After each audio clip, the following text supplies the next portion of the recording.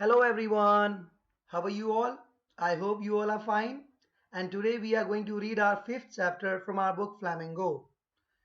The name of the chapter is Indigo और बच्चों Indigo का मतलब होता है नील, जो हम अपने घरों पर देखते हैं, कपड़े धोते वक्त यूज किया जाता है, नील का प्रयोग किया जाता है। बच्चों इस नील के बारे में आपको मैं एक बात बताता हूँ। अभी तो ये नील सिंथेटिकली मतलब आर्टिफिशियली बनता है। इसका प्रयोग ये एक प्रकार की डाई होती है, कपड़े धोने और रंगने में इसका प्रयोग किया जाता है। पहले बच्चों इसकी फार्मिंग होती थी, यानी इसकी खेती की जाती थी और ये इस तरीके का एक प्लांट होता है जिससे नील बनाया जाता था। ठीक है। और एक खास बात और है कि ये इंडिगो इसलिए कहलाया जाता है क्योंकि इसकी अधिकतर जो खेती है वो इंडिया में होती थी, इसलिए ये इंडिगो कहलाया जाता है। अब इस चैप्टर में जो हम कहानी पढ़ने जा रहे हैं वो इतिहास पर आधारित है। ये वो समय था जब भारतीय राष्ट्रीय आंदोलन में गांधी जी का आगमन हुआ, यानी गांधी जी अपनी एजुकेशन को पूरा करके लौटे साउथ अफ्रीका से। ठीक है। और उन्होंने इंडियन नेशनल कांग्रेस को ज्वाइन किया और उसके बाद उन्होंने यहाँ पर आज़ादी की लड़ाई की शुरुआत की। ठीक है। तो ये चैप्टर जो है वो इतिहास से जुड़ा हुआ है और इसमें हमें ये पता लगेगा कि किस प्रकार गांधी जी ने अपना सत्याग्रह शुरू किया, अपना सविनय अवज्ञा आंदोलन, सिविल डिसोबीडियंस मूवमेंट शुरू किया। ठीक है। इस चैप्टर के राइटर का नाम लुईस फिशर है। लुईस फिशर के बारे में मैं आपको थोड़ी सी अलग से भी जानकारी दे देता हूँ। ठीक है। Louis Fischer was an American journalist. वह एक अमेरिकन जर्नलिस्ट थे। ठीक है। अमेरिका के पत्रकार थे। His best work include the god that failed, a life of Mahatma Gandhi. उनकी दो मुख्य किताबें हैं, एक का नाम है the god that had failed और दूसरी का नाम है लाइफ ऑफ महात्मा गांधी। ये जो बुक है लाइफ ऑफ महात्मा गांधी, उसके ऊपर एक फिल्म भी बनाई गई थी गांधी नाम से और उस फिल्म को अकेडमी अवार्ड मिला था।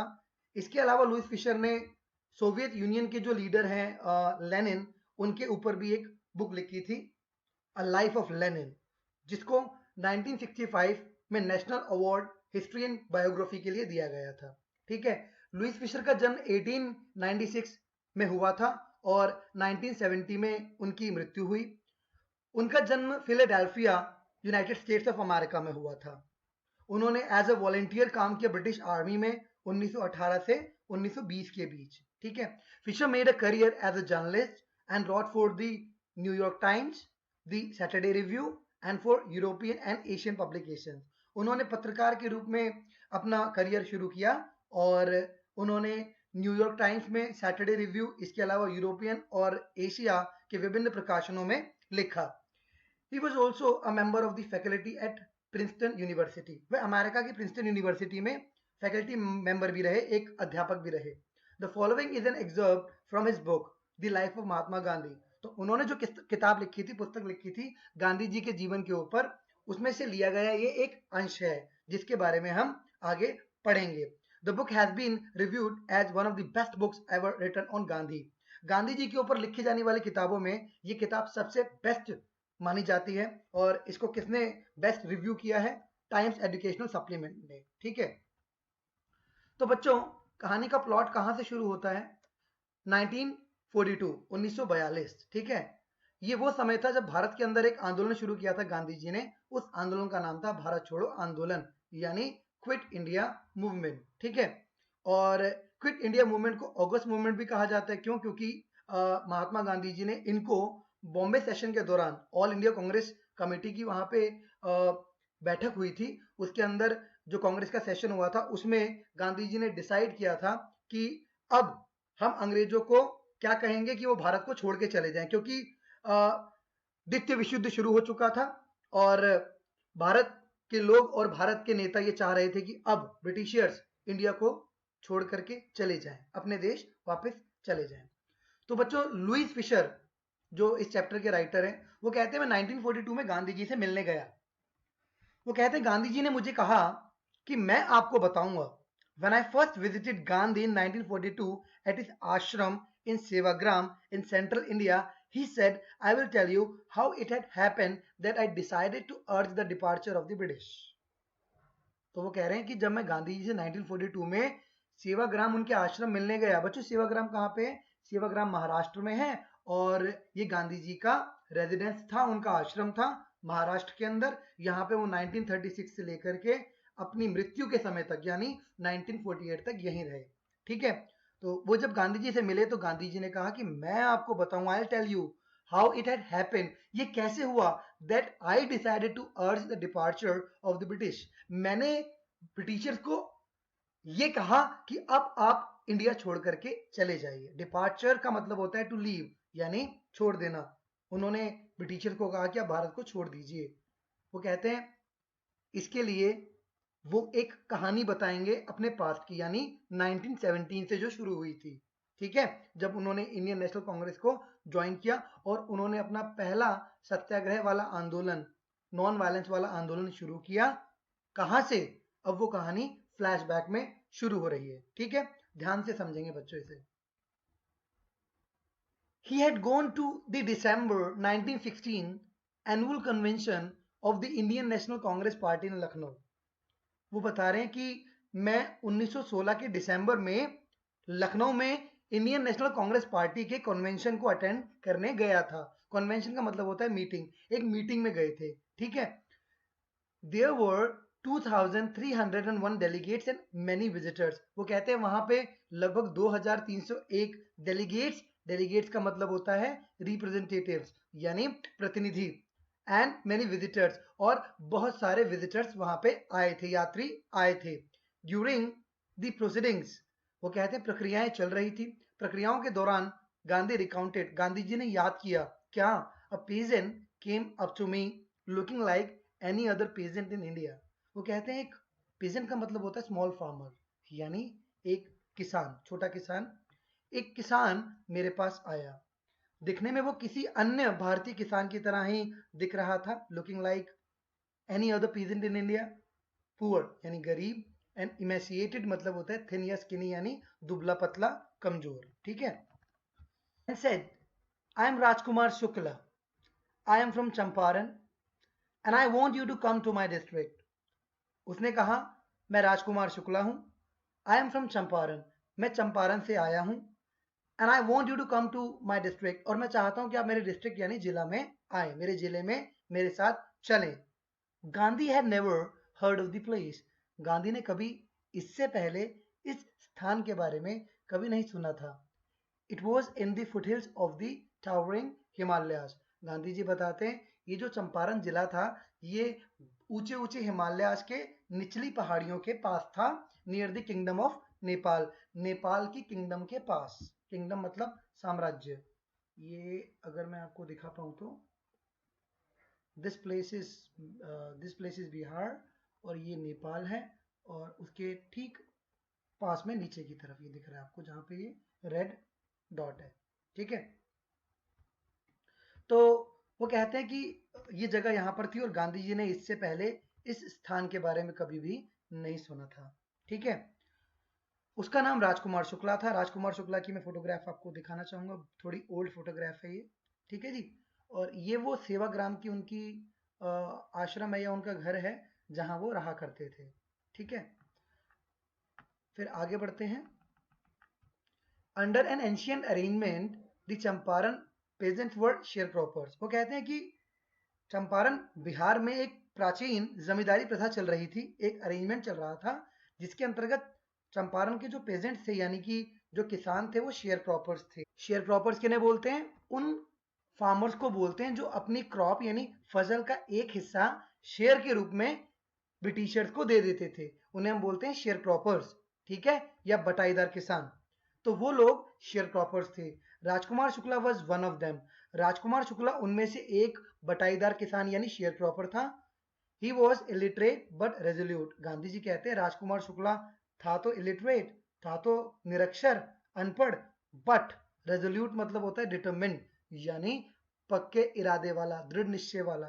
ठीक है, गांधी जी उसके बारे में बताते हैं। ये गांधी जी की फोटोग्राफ है, ओल्ड फोटोग्राफ, और ये राजकुमार शुक्ल के नाम पर फोटोग्राफ के साथ एक स्टैंप इशू की गई है, as he was a freedom fighter and he played a very crucial role to convince Gandhi to visit Champaran. अगर ये गांधी जी को कन्विंस ना करता चंपारण आने के लिए तो चंपारण का मूवमेंट स्टार्ट हुआ ही नहीं होता। ठीक है, तो इसके बारे में जानते, पेपर में क्वेश्चन भी आता है कि गांधी जी कैसे बहुत इंप्रेस हुए या कैसे ये बहुत ही डिटरमिन्ड था कि गांधी जी को फाइनली इसने कन्विंस कर ही लिया अपने साथ कहाँ आने के लिए, चंपारण। ठीक है, तो ये गांधी जी को आगे इसने क्या कहा, he had come to the Congress session to complain about the injustice of the landlord system in Bihar. ये कांग्रेस सेशन जो कि लखनऊ में चल रहा था, ये गांधी जी से मिलने आया और गांधी जी को ये शिकायत करने आया था, कंप्लेन करने आया था, किसके बारे में, अन्यायपूर्ण सिस्टम के बारे में, अन्यायपूर्ण प्रथा के बारे में। कौन सी प्रथा के बारे में, जमींदारी प्रथा, जो कहाँ पे चल रही थी, बिहार में, landlord system. And somebody had probably said speak to Gandhi. और जानते हो, किसी ने शायद इसे ये कह दिया था कि आपकी मदद केवल एक ही व्यक्ति कर सकते हैं और वो हैं गांधी, इसलिए आप किससे जाके बात कीजिए, गांधी जी से। ठीक है,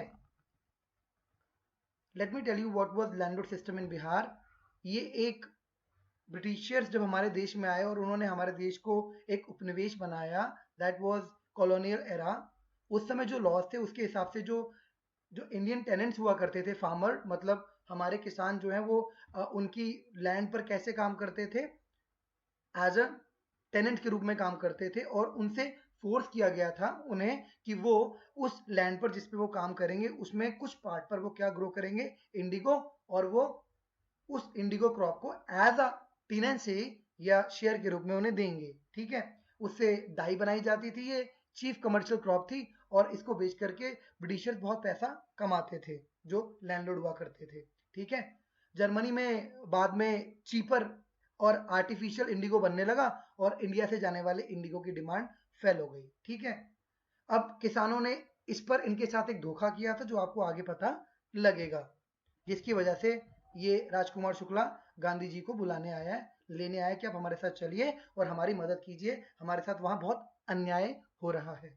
ठीक है, Gandhi told Shukla he had an appointment in Kanpur and was also committed to go to the other parts of India. Gandhi ji ने शुक्ला को बताया, देखो शुक्ला, मैं अभी तो आपके साथ नहीं चल सकता क्योंकि मुझे अभी कानपुर जाना है, उसके बाद मैंने कमिट किया हुआ है, मतलब प्लेज दिया हुआ है या वचन दिया हुआ है, मुझे उसके बाद भारत के अन्य हिस्सों में जाना है, इंडिया के अन्य हिस्सों में जाना है। लेकिन शुक्ला भी बड़ा पक्के इरादे वाला था। शुक्ला अकम्पेन हिम एवरीवेयर, अकम्पेन मतलब टू गो अलॉन्ग विद, यानी साथ जाना। शुक्ला भी गांधी जी के साथ साथ सभी जगह गया। Then Gandhi return to his ashram near Ahmedabad. Gandhi ji का एक और आश्रम था अहमदाबाद, गुजरात में, साबरमती आश्रम, आपने नाम सुना ही होगा, साबरमती के संत तूने कर दिया कमाल, एक सॉन्ग भी है। Shukla followed him to the ashram, लेकिन शुक्ला ने उनका आश्रम तक पीछा नहीं छोड़ा, वहां भी उनके पीछे पहुंच गया। For weeks he never left Gandhi side, कई हफ्तों तक उसने गांधी जी का पीछा नहीं छोड़ा। ठीक है, और वो एक ही बात के लिए बैक करता रहा, यानी निवेदन करता रहा, क्या, फिक्स अ डेट, यानी एक डेट तय कर दीजिए, एक डेट फिक्स कर दीजिए जब आप चलने को तैयार हो जाए Champaran. Impressed by the sharecroppers' tenacity and story, Gandhi said, Gandhi ji उसकी टेनासिटी मतलब डिटर्मिनेशन यानी दृढ़ता, उसके दृढ़ निश्चय से और उसकी कहानी से गांधी जी बहुत प्रभावित हुए और अंततः गांधी जी ने कहा, I have to be in Calcutta on such and such a date. Gandhi ji ने कहा, देखो राजकुमार शुक्ल, मुझे कैलकाटा आना है, सच एंड सच डेट मतलब अलाना फलाना तारीख को, कोई डेट उन्होंने बताई। ठीक है, उन्होंने कहा कि मैं आऊंगा, come and meet me and take me from there. Gandhi ji को इतना तो पता ही था कि चंपारण बिहार में और बिहार और वेस्ट बंगाल साथ साथ है, क्योंकि कलकत्ता कहाँ पे है, वेस्ट बंगाल में। तो गांधी जी ने उससे कहा कि आप वहां पे आके मुझे ले जाइएगा। ठीक है, मंथ्स पास्ड, महीने गुजर गए। Shukla was sitting on his haunches at the appointed spot in Calcutta when Gandhi arrived. अब शुक्ला गांधी जी का इंतजार कर रहा था उस जगह पे जहां पे गांधी जी ने उसे मिलने के लिए कहा था। ठीक है, उस जगह पे, उस अपॉइंटेड मतलब निर्धारित स्थान पर वो गांधी जी का इंतजार कर रहा था, इस प्रकार बैठ करके। Sitting on his haunches is a posture of sitting like this, as this man is sitting here. ठीक है, तो इस प्रकार वो बैठ के गांधी जी का इंतजार किया उसने अपॉइंटेड स्पॉट पर कैलकाटा में। जब गांधी जी वहां पे आए, उसने वेट किया, he waited till Gandhi was free, उसने इंतजार किया जब तक गांधी जी फ्री नहीं हो गए। Then the two of them boarded a train for the city of Patna in Bihar. और तब दोनों सवार हुए, जब गांधी जी फ्री हो गए तो दोनों किस में बोर्ड हो गए, किस में बैठ गए, ट्रेन में, जो कहाँ के लिए जाती थी, पटना शहर के लिए, जो बिहार में है। ठीक है, ये आप देख रहे हो मैंने अंडरलाइन में किया हुआ, यहाँ पे क्वेश्चन बनता है बहुत ही इंपॉर्टेंट। वो ये क्वेश्चन है कि गांधी जी को अनटचेबल क्यों समझा, अभी जहाँ पे वो जाएगा वहाँ पे डॉक्टर राजेंद्र प्रसाद के यहाँ, और वहाँ पे उनके सर्वेंट्स थे, उन्होंने गांधी जी को अनटचेबल क्यों समझा, या उन्हें गांधी जी वाटर पीना चाहते थे वेल में से बकेट को ड्रॉ करके, पर गांधी जी को अलाउ नहीं किया, क्यों नहीं किया। इस तरीके से क्वेश्चन आ जाता है 2 मार्क्स के लिए, 30 to 40 वर्ड्स, तो आप इसको समझिएगा। ठीक है, इसी बीच I let you know about Rajendra Prasad as well. तो देव Shukla led him to the house of a lawyer name Rajendra Prasad. वहां से वो गांधी जी को पटना में, एक लॉयर थे उनका नाम था राजेंद्र प्रसाद, नाम तो सुना ही हुआ है। जी हाँ, ये हमारे देश के स्वतंत्र भारत के प्रथम राष्ट्रपति, यानी the first president of India. ठीक है, ये थे, इनके बारे में थोड़ा सा मैं आपको इंफॉर्मेशन दे देता हूँ यहाँ पे, जस्ट अ मोमेंट। फोटोग्राफ भी नजर आनी चाहिए ना आपको। Now this is cool. Rajendra Prasad was the first president of India in office from 1950 to 1962. 1950 से 1962। He was an Indian political leader and a lawyer. Lawyer तो थे ही, क्योंकि अब राजकुमार शुक्ल जो है वो सबसे पहले इन्हीं के पास लेके गांधी जी को मिलवाने, ताकि गांधी जी इनसे इंफॉर्मेशन ले केसेस के बारे में। ठीक है, और ये केसेस देख रहे थे ना इन शेयर क्रॉपर्स के। Prasad joined the Indian National Congress during the Indian independence movement. भारतीय राष्ट्रीय आजादी का जो आंदोलन चल रहा था उस दौरान इन्होंने इंडियन नेशनल कांग्रेस को ज्वाइन किया। ठीक है, और ये बाद में बिहार रीजन से एक बहुत बड़े नेता बन के उभरे, और फिर देश के आजादी के बाद प्रथम राष्ट्रपति बने। ठीक है, who later became president of the Congress party. Congress party के अध्यक्ष तो रहे ही बाद में, एंड ऑफ इंडिया, और इंडिया के भी प्रेसिडेंट रहे। Rajendra Prasad was out of town. अब भाई जब ये लोग वहां पहुंचे तो उस समय राजेंद्र प्रसाद जो है वो घर पर नहीं थे, वो आउट ऑफ टाउन थे। But the servants knew Shukla as a poor yeoman. पर सर्वेंट्स जानते थे शुक्ला को बहुत अच्छे से। क्यों जानते थे? वो जानते थे कि ये गरीब किसान है, एक पुअर योमैन है, who pestered their master to help the indigo sharecroppers। जो उनके मास्टर यानी राजेंद्र प्रसाद जी को आकर के समय समय पर पेस्टर्ड किया करता था। पेस्टर्ड का मतलब होता है एनॉय, यानी परेशान करना। किस चीज के लिए? To help the indigo sharecroppers, यानी इंडिगो शेयर क्रॉपर्स की मदद करने के लिए। जैसे ये अब गांधी जी के पीछे पड़ा हुआ था कि आप चलिए और हमारी मदद कीजिए, इससे पहले किसके पीछे पड़ा हुआ था? डॉक्टर राजेंद्र प्रसाद के। So they let him stay on the ground with his companion. तो उन्होंने सोचा कि यार ये तो रोज रोज तंग करने आ जाता है, आज फिर आ गया। अब वो लोग गांधी जी को नहीं जानते थे, तो उन्होंने गांधी जी को, राजकुमार शुक्ला को कहाँ पे बैठने के लिए कहा? जमीन पर, on the ground with his companion. Companion मतलब मेट यानी साथी। शुक्ला के साथ कौन आए थे? गांधी जी। तो गांधी जी को जमीन पर बैठने के लिए कहा। उन्होंने गांधी जी को शुक्ला के साथ देख करके एक अन्य किसान समझा, whom they took to be another peasant। Gandhi ji को उन्होंने सोचा ये तो एक किसान ही होंगे जो शुक्ला के साथ आए हैं। But Gandhi was not permitted to draw water from the well lest some drops from the bucket from his bucket pollute the entire source। How did they know that he was not an untouchable? अब हुआ ये कि गांधी जी को लगी प्यास, और गांधी जी ने कहा कि मैं क्या वेल यानी कुएं में से बकेट को ड्रॉ करके पानी निकालकर पी सकता हूं? पर सर्वेंट ने गांधी जी को इसके लिए परमिशन नहीं दी, क्योंकि उन्हें यह लगा कि अगर गांधी जी वाटर को ड्रॉ कर रहे होंगे, कहां से? वेल में से, और अगर एक भी ड्रॉप बकेट में से वापस वेल में गिर गई यानी बाल्टी में से, तो पूरा का पूरा सोर्स यानी जो स्रोत यानी कुआं है जल का, वो पूरा का पूरा पोल्यूट हो जाएगा, प्रदूषित हो जाएगा। उन्होंने जानते हो ऐसा क्यों सोचा? क्योंकि उनको लगा गांधी जी एक अछूत व्यक्ति हैं, एक अनटचेबल है, एक दलित व्यक्ति हैं। How did they know that he was not an untouchable? उन्हें कैसे पता चलता कि गांधी जी एक अनटचेबल नहीं थे? गांधी जी तो मिस्टर गांधी थे, बट नौकरों ने कभी गांधी जी को देखा ही नहीं था, सर्वेंट्स ने। अनटचेबिलिटी क्या होती है? अनटचेबिलिटी एक कुप्रथा थी हमारे समाज में, हमारे देश में, ठीक है। ये हिंदुइज्म में एक कुप्रथा है। इसके अंदर क्या होता है, वो लोग जो लोअर क्लासेस को बिलोंग करते हैं उन्हें क्या किया जाता है, उन्हें मेन स्ट्रीम समाज से, समाज की मुख्य धारा से अलग रखा जाता है और सबसे निम्न वर्ग, सबसे छोटे काम करने के लिए उन्हें मजबूर किया जाता है, ठीक है। Gandhi decided to go first to Muzaffarpur. अब गांधी जी ने निर्णय लिया कि पहले वो मुजफ्फरपुर जाएंगे। अब ये मुजफ्फरपुर कहाँ था जी, ये मुजफ्फरपुर रास्ते में पड़ता था चंपारण के। तो गांधी जी ने सोचा पहले मैं जाता हूँ मुजफ्फरपुर। क्यों सोचा, अब आपको पता लगेगा। चंपारण पहुंचने से पहले वो मुजफ्फरपुर से होके जाना चाहते थे।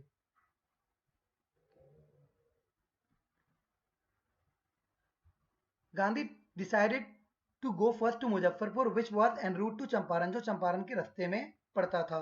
To obtain more complete information about conditions than Shukla was capable of imparting. Gandhi ji Champaran पहुंचने से पहले, इससे पहले कि वहां पहुंचे और ब्रिटिशर से बात करें, लैंडलॉर्ड से बात करें, गांधी जी ने सोचा कि अब डॉक्टर राजेंद्र प्रसाद तो घर पे मिले नहीं। गांधी जी को तो केसेस के बारे में as a lawyer legal information चाहिए थी, लीगल टर्म्स पर। तो गांधी जी ने सोचा कि कैपेबल तो जो राजकुमार शुक्ला है वो तो जितना कैपेबल था उसने अपने बिहाफ पर नॉलेज दे दी, पर as a lawyer Gandhi ji को जो जो इन्फॉर्मेशन चाहिए थी वो कोई लॉयर ही दे सकता था। सो गांधी जी ने डिसाइड किया कि मैं सीधा चंपारण ना जाके कुछ टाइम जो रास्ते में पड़ने वाला मुजफ्फरपुर है वहां पे मैं रुकूंगा और वहां से इंफॉर्मेशन गेन करूंगा। तो गांधी जी ने अपने किसी जानकार को, ऑब्टेन मतलब प्राप्त करना होता है, ठीक है, मोर complete information about conditions and Shukla was capable of imparting. Imparting मतलब प्रोवाइडिंग और गिविंग, यानी प्रदान करना। जितना शुक्ला प्रदान करने में सक्षम था उसने दे दी थी, ठीक है। He accordingly sent a telegram to Professor J.B. Kriplani of the Arts College in Muzaffarpur. इसी के अनुसार गांधी जी ने एक टेलीग्राम भेजा, किनको, मुजफ्फरपुर के आर्ट्स कॉलेज में पढ़ाने वाले प्रोफेसर जेबी कृपलानी को, ठीक है। जेबी कृपलानी का पूरा नाम जीवत राम भगवान दास कृपलानी था और इन्हें आचार्य कृपलानी के नाम से जाना जाता था। ये भारतीय राजनीति के अंदर एक बहुत ही जाने माने पॉलिटिशियन रहे और जिस समय भारत को अंग्रेजों द्वारा आजादी दी जा रही थी 1947 में, उस समय ये भारतीय राष्ट्रीय कांग्रेस के अध्यक्ष थे, ठीक है। whom he had seen at Tagore Shantiniketan school. Gandhi ji की मुलाकात जेबी कृपलानी से कहाँ हो चुकी थी पहले, वेस्ट बंगाल में रविंद्रनाथ टैगोर जी का जो स्कूल था, टैगोर शांति निकेतन स्कूल, वहां पर। The train arrived at midnight 15 अप्रैल 1917। अब गांधी जी की ट्रेन 15 अप्रैल 1917 की मध्य रात्रि मुजफ्फरपुर स्टेशन पर पहुंची। Kripalani was waiting at the station with a large body of students. Kripalani station पर गांधी जी के लिए, गांधी जी के स्वागत के लिए बहुत सारे विद्यार्थियों के साथ वहां पे उनका इंतजार कर रहे थे। Gandhi stayed there for 2 days in the home of professor Malkani. Gandhi ji वहां पर मुजफ्फरपुर में एक अन्य प्रोफेसर के घर पे रुके 2 दिन के लिए, जिन प्रोफेसर का नाम था प्रोफेसर मलकानी। अब याद रखिएगा, जो उनको स्टेशन पर रिसीव करने गए उनका नाम था प्रोफेसर जेबी कृपलानी और जिनके घर पे वह रुके 2 दिन मुजफ्फरपुर में उनका नाम था प्रोफेसर मलकानी।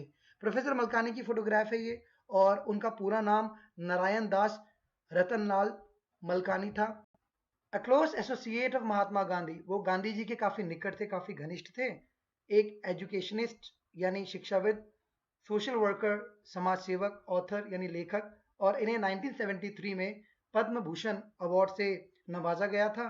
ये इकोनॉमिक्स के प्रोफेसर थे और सीबीबी कॉलेज मुजफ्फरपुर बिहार में पढ़ाते थे। फिलहाल ये स्कूल में पढ़ा रहे थे। गांधी जी कहते हैं, यहाँ पे भी एक इंपॉर्टेंट क्वेश्चन आता है कि स्मॉलर लोकेलिटीज में रहने वाले लोग गांधी जैसे लोगों को अपने घर में शेल्टर या हार्बर देने से क्यों डरते थे। उसका आंसर आपको यहाँ मिल जाएगा। बड़ा इंपॉर्टेंट क्वेश्चन है, ध्यान से समझिए। गांधी जी कहते हैं, a teacher in government school, professor Malkani एक गवर्नमेंट स्कूल में टीचर थे। It was an extraordinary thing in those days. Gandhi ji, कई बार ये लाइन इन्वर्टेड कोमा में ऐसे ही की ऐसे उठ के आ जाती है और कहते हैं एक्सप्लेन कीजिए गांधी जी ने ऐसा कमेंट क्यों किया। क्या कि ये बहुत ही असाधारण था, बहुत ही अनयूजुअल था, बहुत ही एक्स्ट्रा ऑर्डनरी था। उन दिनों में गांधी जी टिप्पणी करते हुए कहते हैं, कमेंट करते हुए कहते हैं, for a government professor to harbour a man like me, कि एक गवर्नमेंट प्रोफेसर, एक सरकारी विद्यालय में या कॉलेज में पढ़ाने वाला प्रोफेसर, वो हार्बर मतलब शरण दे रहा है अ मैन लाइक मी, मुझ जैसे व्यक्ति को। गांधी जी कहते हैं इन स्मॉलर लोकेलिटीज, छोटे छोटे लोकेलिटीज में the Indians were afraid to show sympathy for advocates of home rule. वो कहते हैं कि छोटी लोकेलिटीज में, भारत के छोटे छोटे क्षेत्रों में मुझ जैसे लोगों के प्रति जो एडवोकेट कर रहे हैं, यानी समर्थन कर रहे हैं किसका, राष्ट्रीय आंदोलन का, भारतीय आजादी का, होम रूल मतलब स्वराज का, मुझ जैसे लोगों के प्रति लोग सहानुभूति दिखाने से डरते थे। ठीक है, फिर गांधी जी बताते हैं कि the news of Gandhi's advent and of the nature of his mission spread quickly through Muzaffarpur and to Champaran. वो कहते हैं कि गांधी जी के आने की खबर, एडवेंट मतलब होता है अराइवल यानी आगमन, उनके आने की खबर और उनके मिशन का नेचर यानी उनके उद्देश्य का जो नेचर यानी प्रकृति थी, स्प्रेड मतलब फैल गई, क्विकली मतलब तेजी से, मुजफ्फरपुर से होते हुए चंपारण तक। गांधी जी के आगमन की खबर और वो किस काम के लिए आए हैं, उनका उद्देश्य क्या है, ये बात जंगल में आग की तरह फैल गई, मुजफ्फरपुर से लेकर के चंपारण तक। Sharecroppers from Champaran began arriving on foot and by conveyance to see their champion. अब जब किसानों को पता लगा, जो शेयर क्रॉपर्स थे चंपारण के, कि भाई कोई गांधी जी हैं उनकी हेल्प करने आए हैं, तो वो जो लोगों के पास कन्वेंट थी यानी घोड़ा गाड़ी थी या बैलगाड़ी थी, वो उस पे गांधी जी से मिलने के लिए पहुंचने लगे, और जो लोग जिनके पास नहीं थी वो पैदल आने लगे on foot to see their champion, अपने विजेता, अपने चैंपियन को देखने के लिए, यानी गांधी जी से मिलने के लिए। ठीक है, sharecroppers from Champaran began arriving on foot and by conveyance to see their champion. Muzaffarpur lawyers called on Gandhi to brief him. अब मुजफ्फरपुर लॉयर जो है वो कॉल्ड ऑन का मतलब होता है मिले, गांधी जी से मिले और गांधी जी को केसेस के बारे में ब्रीफ किया, इन्फॉर्म किया। किन केसेस के बारे में? शेयर क्रॉपर्स के केसेस के बारे में। ठीक है, दे फ्रीक्वेंटली मतलब होता है रिपीटेडली या कॉन्टिन्यूसली। उन्होंने बताया कि हम ही लगातार जो है रिप्रेजेंट करते हैं इन पीजेंट्स के केसेस को। कहां पर? कोर्ट में। They told him about their cases and reported the size of their fees. उन्होंने अपने केसेस के बारे में बताया, जो केस वो रिप्रेजेंट कर रहे थे शेयर क्रॉपर्स का, और उन्होंने बताया कि हम इतनी फीस चार्ज करते हैं, इतनी फीस लेते हैं। अब गांधी जी को जब ये पता लगा तो Gandhi chided the lawyers for collecting big fee from the sharecroppers. Gandhi ji ने लॉयर्स को चाइड किया, चाइड का मतलब होता है स्कोल्डेड यानी डांटा। क्यों डांटा? उन्होंने बोला कि आप बहुत अधिक फीस ले रहे हो इन बेचारे शेयर क्रॉपर्स से, इन किसानों से। He said I have come to the conclusion. समझना, ये लाइन अंडरलाइन की हुई है। क्यों? क्योंकि इन लाइनों में से कोई भी लाइन उठ के आएगी और बोलेगा एक्सप्लेन करो। ठीक है, तो आपको ये उन्होंने जो भी कहा, जो भी उनका रिमार्क था यहाँ पे, उसको ध्यान से समझना है। उन्होंने कहा I have come to the conclusion, मैं इस निष्कर्ष पे पहुंचा हूं, मैं इस फैसले पे पहुंचा हूं, that we should stop going to law courts. हमें अब लो कोर्ट्स जाना बंद कर देना चाहिए, अब हमें न्यायालय जाना बंद कर देना चाहिए। Taking such cases to the courts does little good. ऐसे केसेस को कोर्ट में ले जाने से कोई लाभ नहीं होने वाला। Where the peasants are so crushed and fear stricken, जहां पे किसानों को क्रश किया जा रहा है यानी कुचला जा रहा है, एंड फियर स्ट्रिकन, जहां पे वो बहुत डरे हुए हैं, फियर स्ट्रिकन है, लॉ कोर्ट्स आर यूजलेस, ऐसे न्यायालय व्यर्थ हैं, यहां उन्हें न्याय नहीं मिलेगा। The real relief for them is to be free from fear. इन लोगों के लिए वास्तविक रिलीफ क्या होगा, रियल रिलीफ क्या होगा? इनको फ्री किया जाए। किससे? फ्रॉम फियर, यानी डर से। इन लोगों को डर से मुक्त करना सबसे जरूरी है, ऐसा गांधी जी का मानना था। अब हम जो पढ़ने वाले हैं ना, वो बहुत ध्यान से पढ़ना, क्योंकि ये पूरा रीजन दिया गया यहाँ पे, जिसकी वजह से राजकुमार शुक्ला गांधी जी से मिला और उन्हें यहाँ पे लेके आया, कि किस प्रकार का लैंडलॉर्ड सिस्टम वहां पे चल रहा था, या क्या उनके साथ अन्यायपूर्ण हो रहा था। किनके साथ? शेयर क्रॉपर्स के साथ। करेक्ट, ठीक है। Most of the arable land किसे बोलते हैं? फर्टाइल या प्रोडक्टिव, यानी उपजाऊ भूमि। अधिकतर जो उपजाऊ भूमि थी ना चंपारण डिस्ट्रिक्ट यानी जिले में, उसको डिवाइड किया गया था इनटू लार्ज स्टेट्स, यानी बड़ी बड़ी जागीरों में, स्टेट में, जिनके ऑनर कौन थे? इंग्लिशमैन यानी Britishers, and worked by the Indian tenants. और इन जमीनों पे कौन काम करता था? भारतीय किसान, टेनेंट्स यानी किराएदार के रूप में। The chief commercial crop was Indigo. और उन दिनों मुख्य व्यावसायिक कृषि किसकी होती थी? नील की, इंडिगो की। क्यों? क्योंकि इसको बेच करके इंग्लिशमैन बहुत अधिक मुनाफा कमाते थे, प्रॉफिट कमाते थे। The landlords compelled all tenants to plant 328 or 15% of their holdings with indigo and surrender the entire indigo harvest as rent।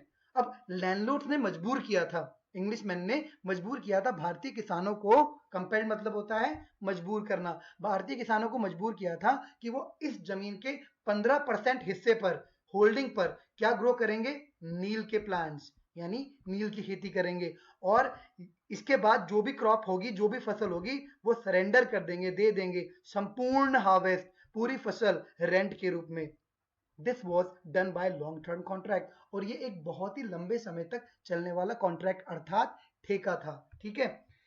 Presently यानी वर्तमान में, द लैंडलॉर्ड्स लर्न दैट, जमींदारों को पता लगा, Germany had developed synthetic indigo, कि Germany में क्या विकसित हो गई है? सिंथेटिक इंडिगो, यानी आर्टिफिशियली इंडिगो बनाना सीख लिया उन लोगों ने, इन्वेंट कर लिया है। They thereupon obtained agreements from the share croppers.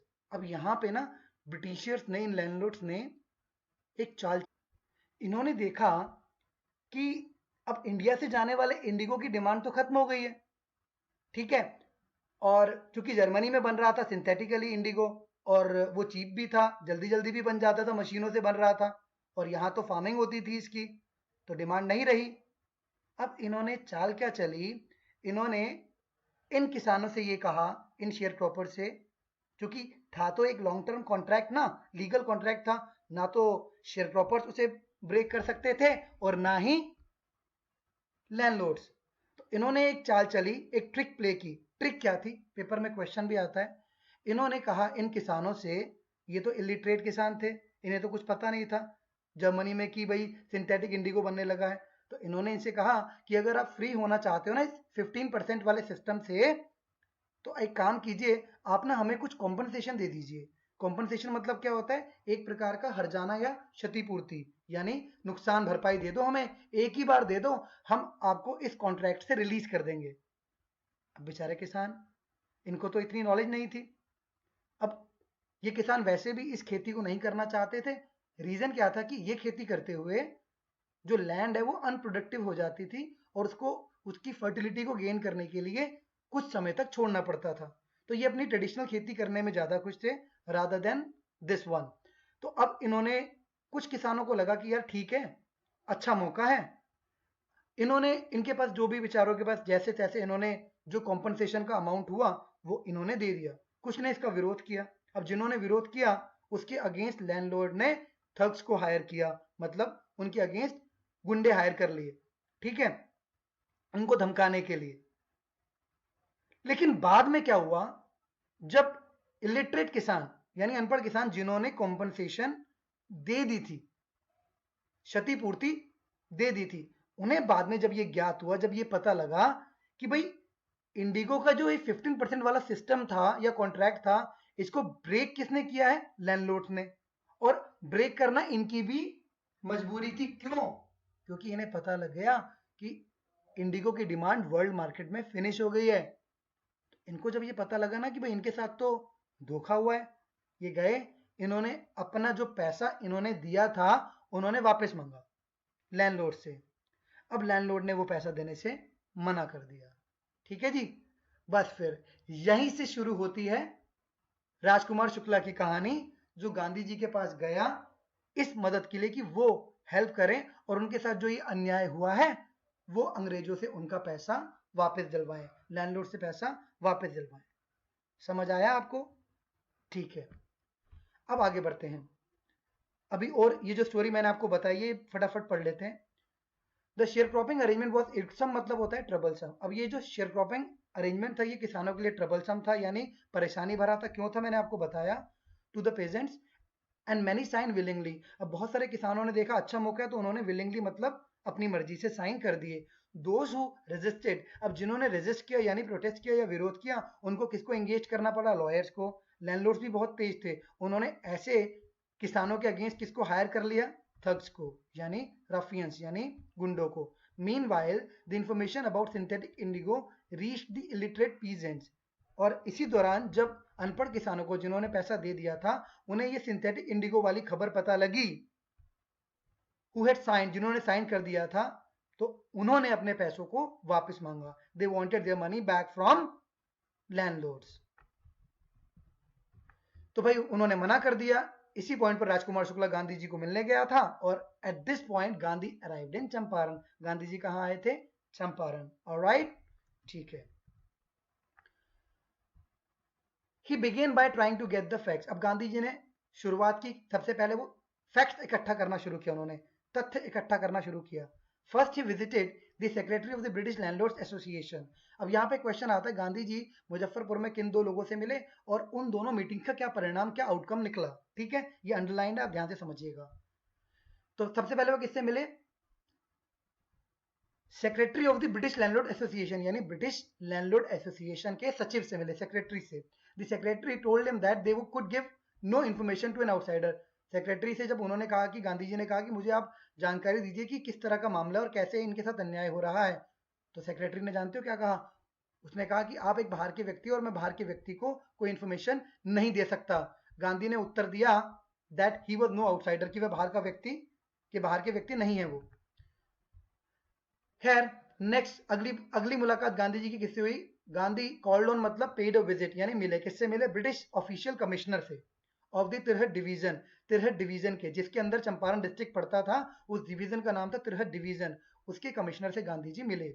ठीक है, the commissioner, Gandhi ji report कर मतलब बता रहे हैं कि कमिश्नर से जब मिले तो कमिश्नर ने जानते हो क्या कहा?